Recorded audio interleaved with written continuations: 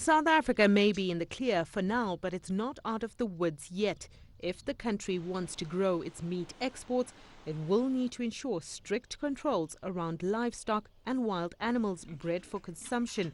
European and Chinese inspectors are expected in South Africa next month to carry out assessments. Foot and mouth disease is highly contagious and has devastating effects on animals. It is usually carried by buffalo at game reserves such as the Kruger National Park. South Africa has taken steps to create a buffer zone between freely roaming wild animals and disease-free livestock. Animals such as cattle in the buffer zone are vaccinated to prevent the disease from spreading to free zones.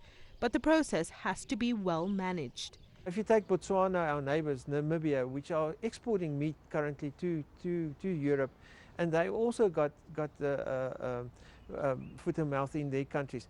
But it's well managed through red lines, through boundaries and barriers where cattle don't cross. While South Africa is a net importer of red meat, experts believe the industry can be grown so that the country can export such products. Meat prices have risen almost double the inflation rate in the last year.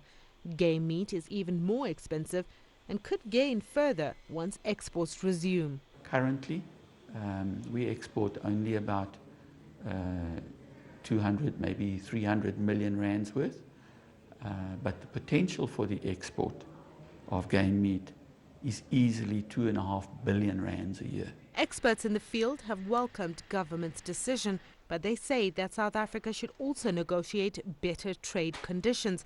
Current blocs such as the European Union look at geographical location and not individual products, which means if there's an outbreak in an isolated area, the country receives a blanket ban. A far more fair way, a way that will not be used as, or could not be used as a trade barrier, and a way that makes a lot more sense scientifically, and that is a commodity-based